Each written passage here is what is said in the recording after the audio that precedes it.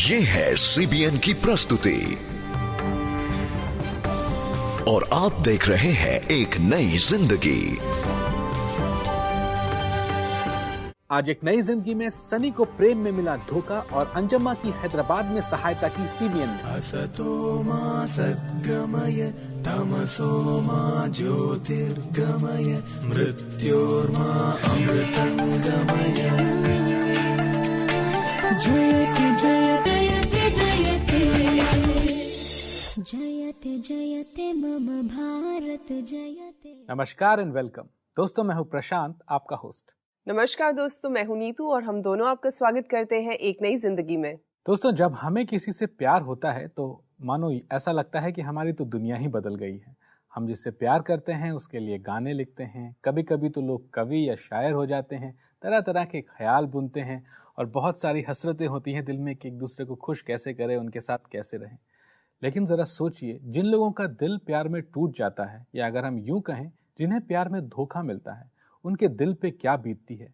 जिस दिल से उन्होंने इतनी हसरतें करी, जिस दिल से उन्होंने इतने सपने बुने, एक साथ एक ही बार में सब टूट गया। I am sure Prashant, it is very difficult. कहना आसान है, लेकिन जिसके दिल पर बीतती है उसे पता होता है कि वो किस मुकाम से होकर गुजर रहा है।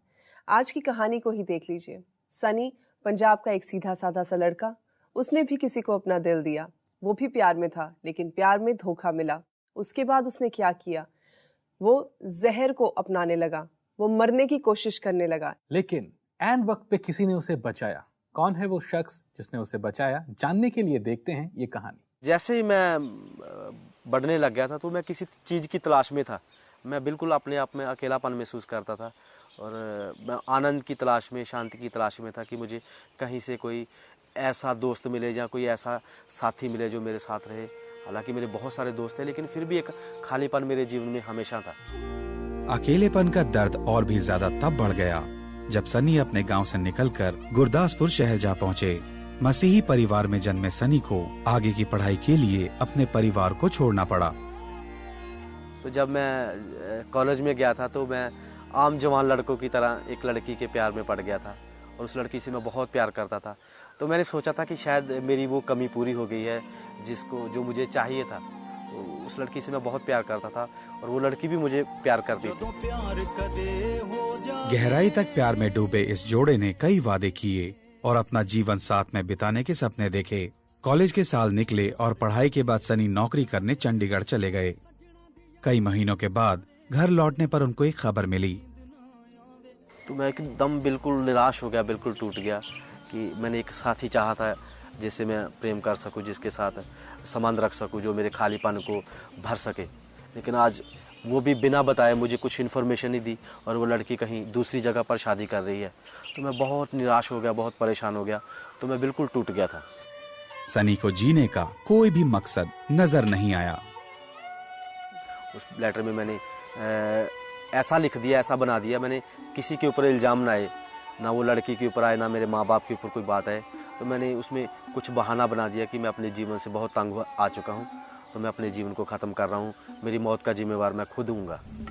मेरे घर में अक्सर जो खेत में डालने वाली जहरीली दवाई होती है वो मेरे घर में रहती थी। तो मैंने सोचा था कि आज रात को मैं पीकर, वो जहर वाली दवाई पीकर मैं अपने आप को ख़त्म कर लूँगा। सनी ने अपना मन बनाकर आखिरी कदम उठाने का फैसला कर लिया, लेकिन फिर उनको एक गीत सुनाई दिया।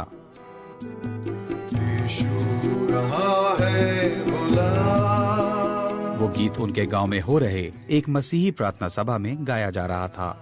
वो गीत था, यीशु रहा बुला, छेदे हाथ फैला, रोग तेरे बोझ तेरे, चाहता वो लेना उठा। और जब मैंने वो गीत को ध्यान से सुना, क्योंकि मैं घर में अकेला था, तो मुझे ऐसा लगा कि ये गीत मेरे लिए गाया जा रहा है, ये प्रभु मुझे बुला रहा है, क्योंकि आज मैं दुख में हूँ, आज परेशानी में हूँ। मैंने सोचा कि है मेरे लिए कोई आशा है, अभी सब कुछ खत्म नहीं हो गया, अभी कोई है जो मेरे बोझ को, मेरे दुख को उठा लेना चाहता है। तो वो गीत सुनकर मैं अपने घर से बाहर निकला। सनी ने कई मसीही गीत सुने थे, लेकिन अब तक किसी ने भी उनको इस तरह से प्रभावित नहीं किया था। वो तुरंत उस सभा में जाने के लिए निकले, लेकिन बीच रास्ते में वो अपने बचपन के एक दोस्त से मिले और उनसे बातें करने लगे। कुछ मिनटों के बाद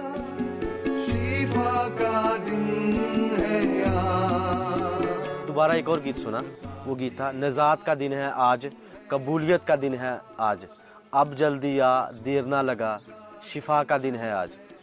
तो फिर मेरे को एकदम से झटका लगा कि शायद ये गीत मेरे लिए गाया जा रहा है। जैसे वो गीत मैंने सुना तो मैंने अपने दोस्त को बोला, चल उस प्रेयर मीटिंग में चलते। वहाँ पर सनी ने ध्यानपूर्वक पास्टर की कही बातों को सुना। वो वचन सुनाने लगे, उन्होंने प्रभु का वचन बताया। उन्होंने बोला कि जिसके पास पुत्र है उसके पास जीवन है। तो मैं इस बात को समझा नहीं था, लेकिन बाद में मुझे पता चला जब उन्होंने बताया कि वो पुत्र कौन है। उन्होंने बताया वो पुत्र परमेश्वर का पुत्र है, उसका नाम प्रभु यीशु मसीह है। और उन्होंने बताते बताते ये भी बताया कि जिसके पास पुत्र है उसके ऊपर बीमारी का, दुख का और मृत्यु का कोई अधिकार नहीं है। सनी यीशु को बचपन से जानते थे, लेकिन उन्होंने कभी उनको अपना व्यक्तिगत उद्धारकर्ता स्वीकार नहीं किया। उस रात जब पास्टर ने लोगों को यीशु की राह पर चलने के लिए आमंत्रित किया, सनी मन में संदेह लेकर आगे गए। पास्टर ने बोला कि आप अपना जीवन प्रभु को देंगे। उन्होंने मेरे को बोला जी आपका फैसला है। तो मैं थोड़ी देर के लिए रुका था। फिर मैंने थोड़ी देर में सोचा कि मैंने इस संसार में क्या देखा है, क्या पाया है। सबसे धोखा, नशे करके भी आनंद ढूंढना चाहा, कुछ नहीं मिला।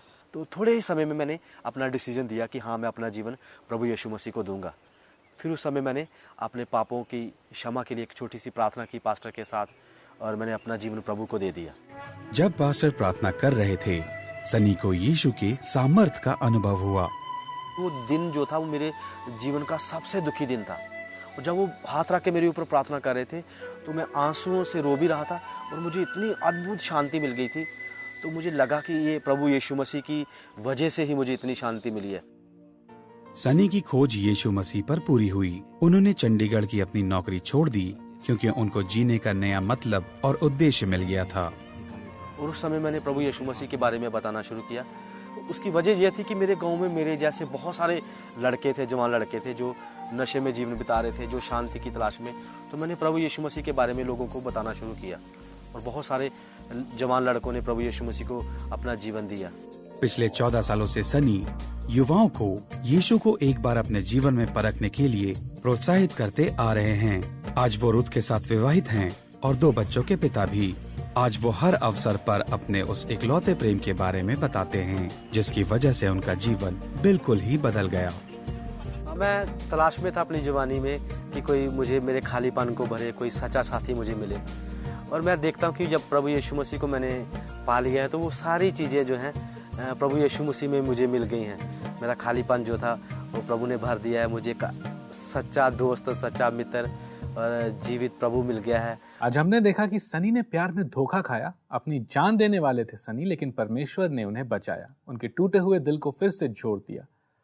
दोस्तों, आज मैं आपसे ये कहना चाहता हूँ, हम प्यार उससे करते हैं जो हमें पसंद होता है, जिसका नेचर हमें पसंद होता है, जिसकी शक्ल हमें पसंद होती है, यूं कहें जिसकी सीरत हमें पसंद होती है।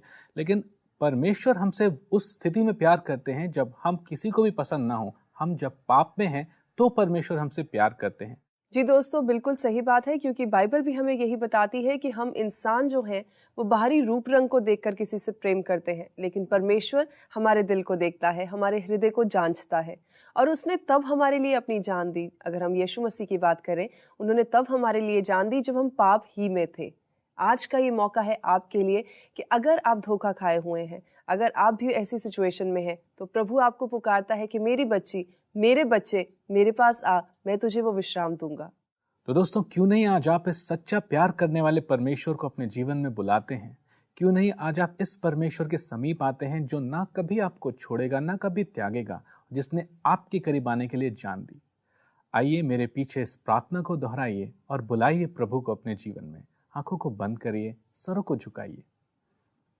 प्रभु यीशु मसीह, मैं एक पापी मनुष्य हूँ। मैं विश्वास करता हूँ मैंने अपनी जिंदगी में पाप किए, जानते हुए और अनजाने में। प्रभु यीशु मसीह, आप परमेश्वर के पुत्र हैं।